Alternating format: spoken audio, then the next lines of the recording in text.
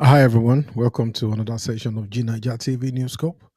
My name is Olatunde, and today we have some stories for you.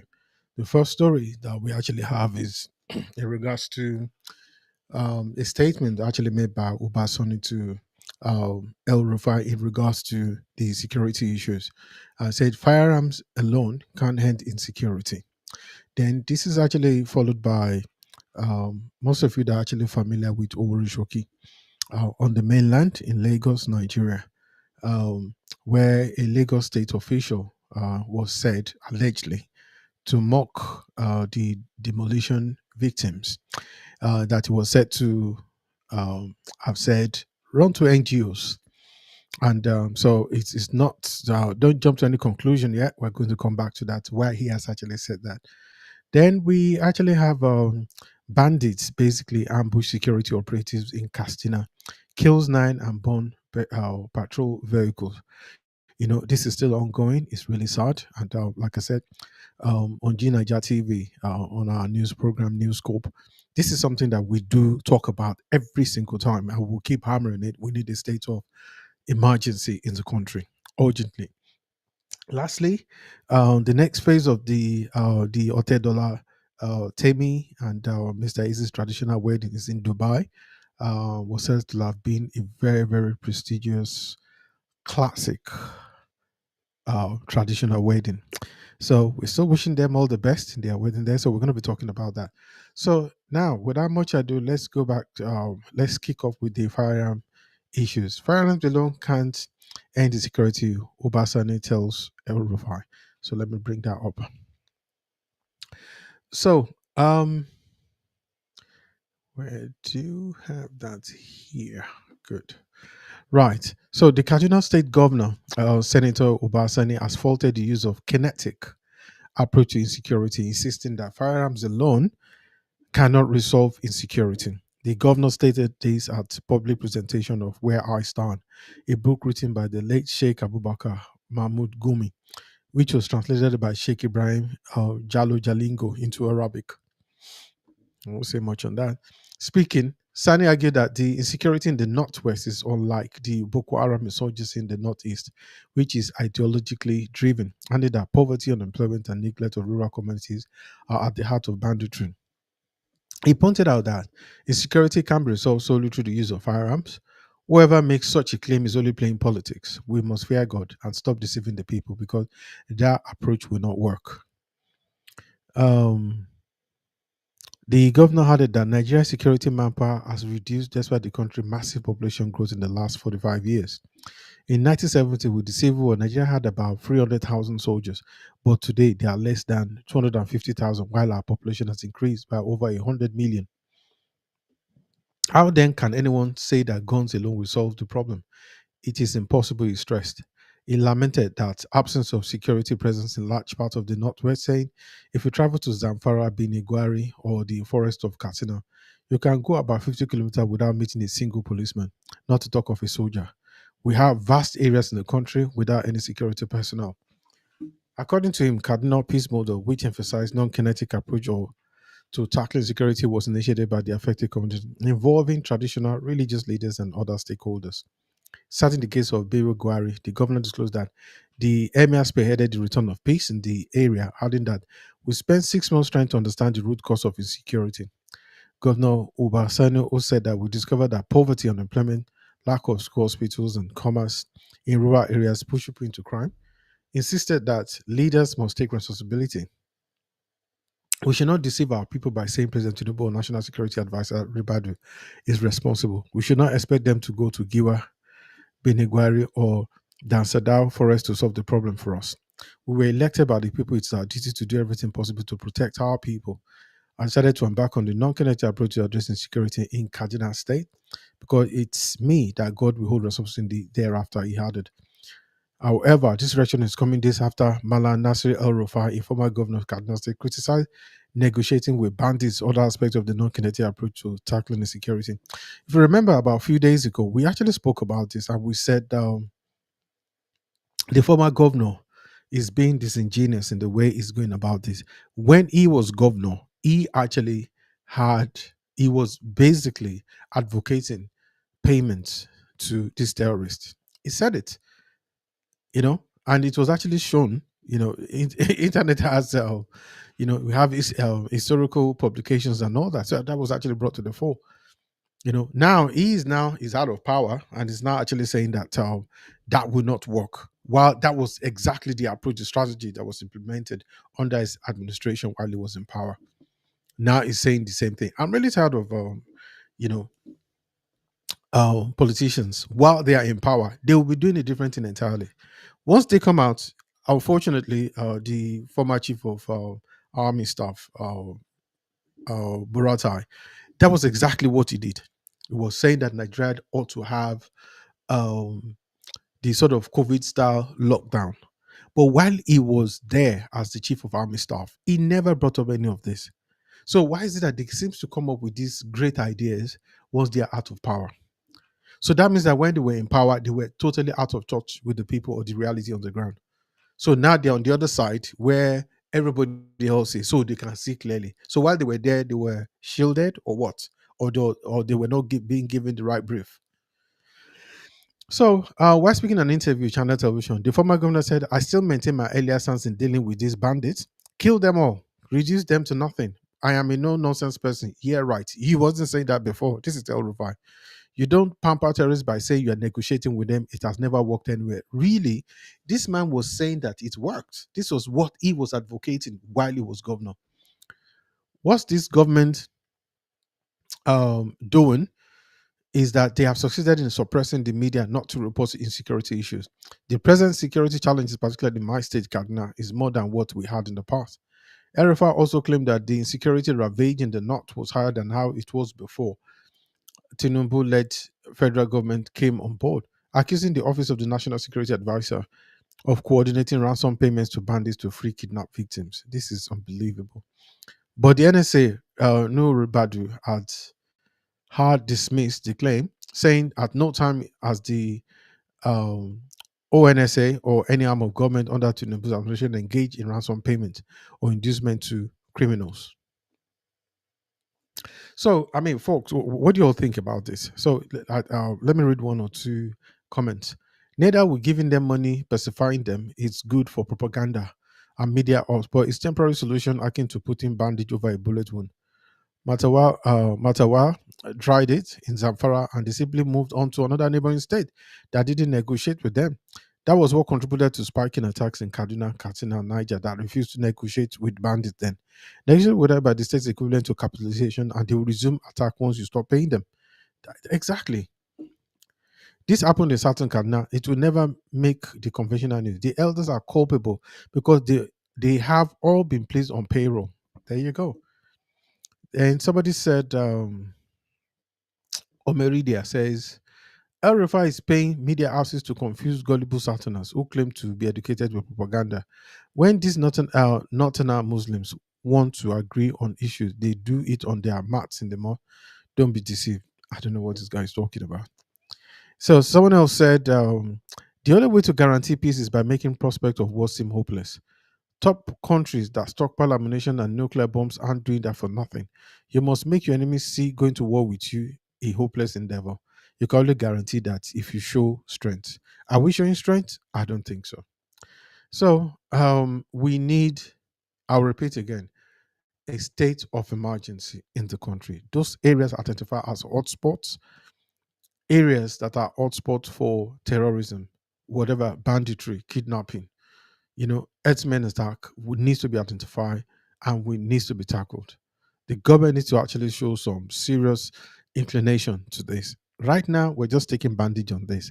We are putting it at par with every other thing that is happening across the country.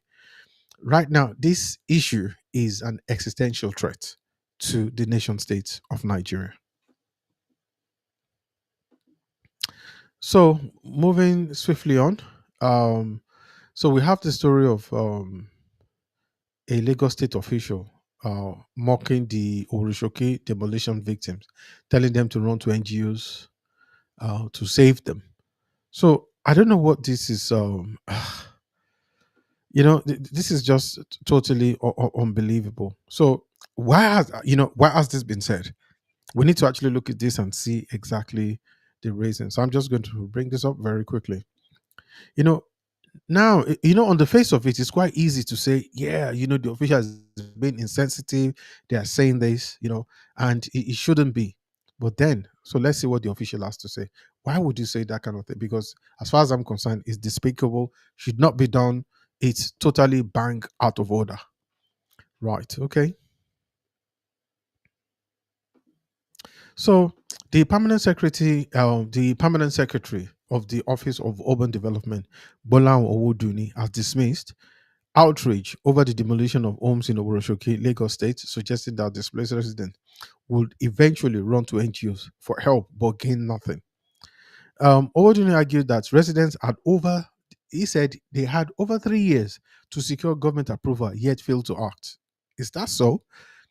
We gave you all enough time, over 3 years. We even announced the need to visit the government for 1 year on Wazobia FM. We made the announcement in English, Yoruba, but none of you went, he said. Only one of you went and got approval. He said, now that the demolition has happened, you are shouting government, government. Some officials of the government came recently and you bullied them. Some of you are still parading survey plans, but any non-entity can prepare a survey plan. We want development, but things should be done the right way. I know you will run to these NGOs, but they have nothing to offer you. Is this how their own country is? Is this how American London is? But they come here and start giving you false hope. If that's how their country is, why do you all want to travel there? They will only use you to collect money and promise to help you, he said. On Saturday, the Oworo Youth Forum strongly condemned the ongoing demolition of houses in Oworoshoki, describing it as a crime against humanity. In a statement issued on Saturday, the group said demolition began early hours of September 6th. The OIF Secretary, Okoyemi Ogulami, and Public Relations Officer Towolawi Jamil signed a statement. The government alleged that the exercise was part of a larger attack and had been ongoing for more than 2 years. The demolition exercise is a continuation of the attack on Oworoshoki that started in July 2023, where over 1,000 homes have been destroyed and over 30,000 people rendered homeless, including women and children. We condemn this barbaric act outright, he said. According to OYF, the demolition was carried out in the middle of the night with residents subjected to tear gas. We know that the ruling APC government in Lagos is wicked and heartless, but never knew they could be inhumane to the point of destroying working people's home in the middle of the night while they are sleeping, including firing tear gas canister at those who are trying to take pictures and videos, he said. It said. The forum accused the state government of attempting to displace poor residents for the benefit of the wealthy.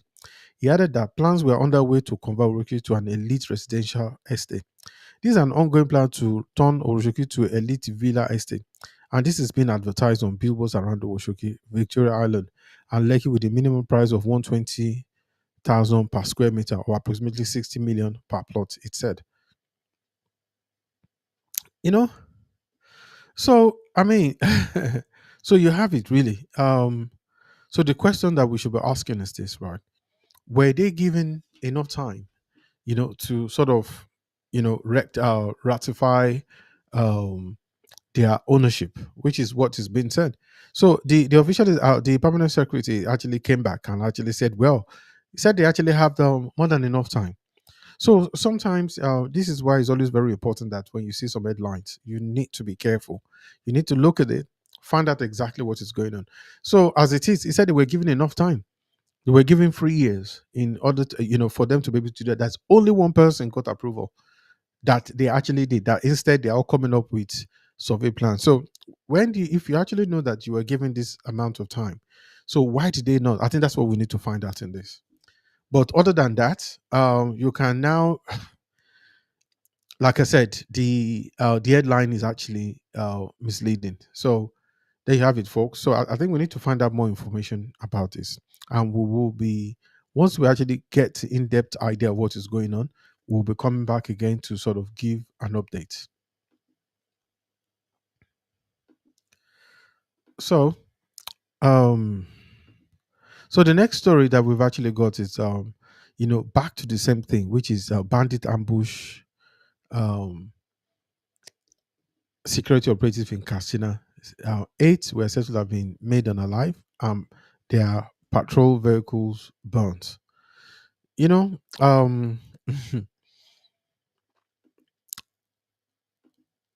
I don't know what is really supposed to happen. When will the government really act decisively? Unfortunately, I need to actually say this, that we need serious active action, and that is not happening at the moment. All we're just actually saying currently is just people, acting in we're just seeing some, a whole, we're not seeing a wholesome strategic um plan in place. you know where are the collaborative strategy plans in place? What is the security framework that is being followed in this line? We're not seeing it. All we're seeing is that, I believe that the security services are actually doing the very best that they can. Nigeria has a population of over 250 million, and made to actually understand that statistics that we have a standing army of about 250,000. So do the math: 250,000 to a population of over 250 million people does not add up. That is why these people are operating with impunity. They are just going. It's as if one. I mean, look at some of the stories we were talking about yesterday. The Bini, on the Bini Express Road. Bini Akure. If you see how that area, how thick the bushes are around there, it's really travel. It's the people traveling there will tell you it looks like an Amazon jungle with the road, running through it. So these guys have got natural, or they're taking advantage of the natural density of this area, this isolation, to wreak havoc on innocent travelers. What are we doing? What are we doing? Do we have, like, for every 30 minutes, do we have the manpower to do that, to put security personnel along these areas there to man those areas? Do we have that? This is really sad, honestly. So as you can see, said, the security operatives, killed for what? For nothing. Suspected bandits have ambushed operatives of the Sea Watch security outfit in Dandumi local government area of Casino, say, killing 8 persons, setting 2 patrol vehicles ablaze. The incident happened late Friday, Friday night, September 5th, 2025, when gunmen invaded Magajiwando village in Dandumi around midnight. Residents said Sea Watch operatives responded to a distress call and rescued 8 villagers who had earlier sustained gunshot injury during the attack. However, on their way back, the operatives reportedly ran into an ambush by the bandits, who opened fire on them, killing the rescued victims and burning 2 patrol vehicles belonging to the security outfit. And here are the pictures here. So I don't know, I don't know what their strategy is. Is it actually showing is this sufficient? When they, you see, what is being said there is that these guys actually resort to distress, which is brilliant. But at the end of the day, what sort of strategies that you're coming down, where are their backups? So those guys actually turned. So the people that were rescued initially were then attacked and then killed this time around, and their rescuers and their vehicles burnt. Oh gosh. We need a more appropriate security framework. I'm sorry, but what we have right now, you see, it is growing. I'm not trying to be an alarmist here. We need to raise this up very quickly. We need to actually have, we need a state of emergency. This is not just about the economy. The economy is important, but you see, this, we will not be even talking about economy. The government needs to take, a very, very strong stand to send a clear, because this, for me, honestly, is the clear and present danger to the country, is an existential threat, I repeat, to the state of Nigeria. We can't just sit down. People are, it's almost like we are playing Russian roulette here. So when people travel along this road, some will be okay, some will go, no problem, and others will run into this. This is not how we want to have our nation state. We're appealing to the federal government to really, really, the federal government and to the state. We need to send a clear and, you know, I I don't know. Honestly, we just need action need to be taken. The federal government needs to actually work in collaboration with the state governments now. There is no this thing where I believe that we are walking sleep into we are sleepwalking into something that if we are not careful, the entire nation might be destabilized. We need to nip this. This has even got beyond nipping in the bud. We need to actually counteract what is going on. It is way too much. Every day, every day. This needs to be dealt with. We can't continue like this. We can't continue like this.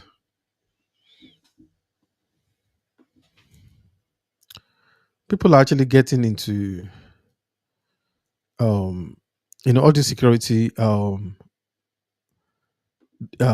personnels. They are just losing their life for what? What's the point? Right. So lastly, so our last story, it's on a lighter note. So we know that Temi Otedola and Mr. Isaac got married, so they had their church wedding, a while back in one of the European countries, and it was beautiful. Cinderella like, yeah. These two lovebirds, they're still on the roll. Things are happening there, which is absolutely fantastic. So now they are in Dubai for the traditional. So we actually wish the Otedola family and Mr. Easy's family, we actually wish them a lots and lots and lots of happy married life. So let's take a quick look at this.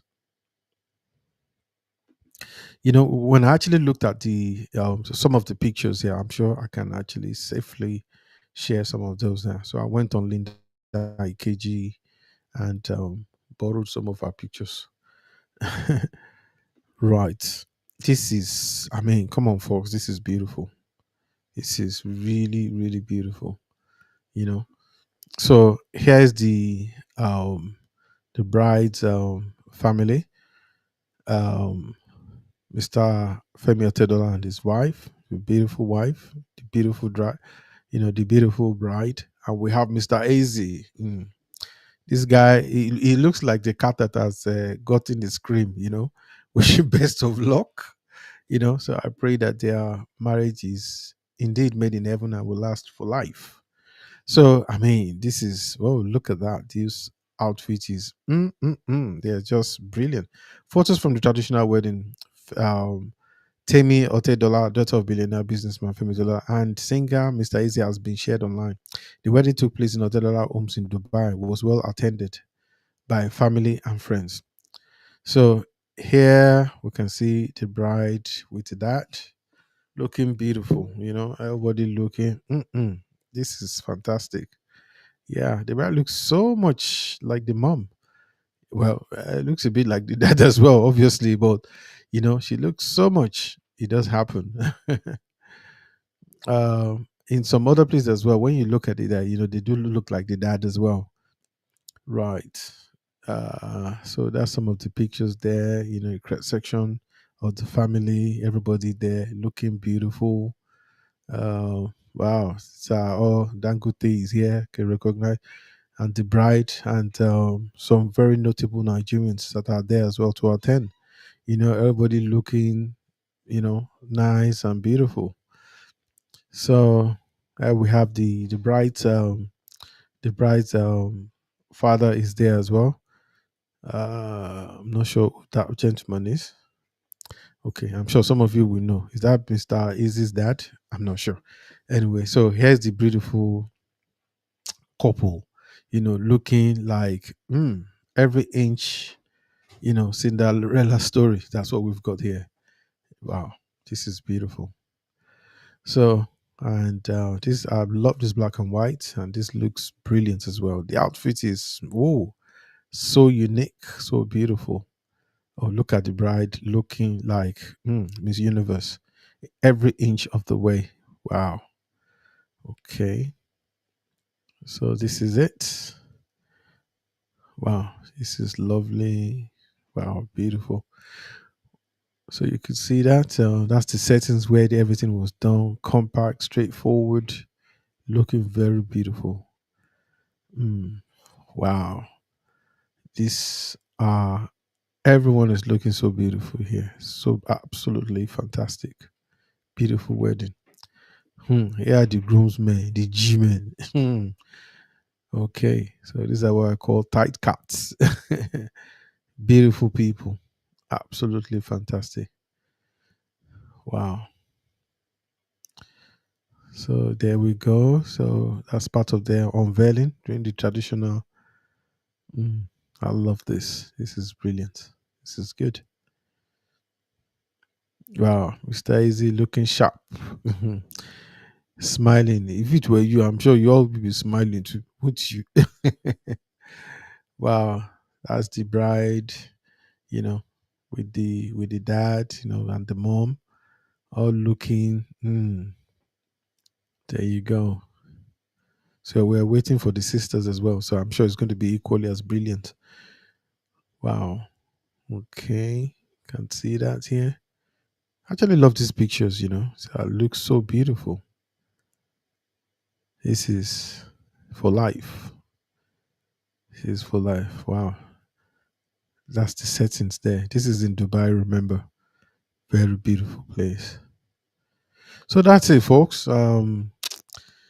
We'll be back again same time tomorrow, and we'll have some more stories from you. Like I said, there's going to be um some updates that we're going to be coming up with, in regards to the Orushoki demolition going on.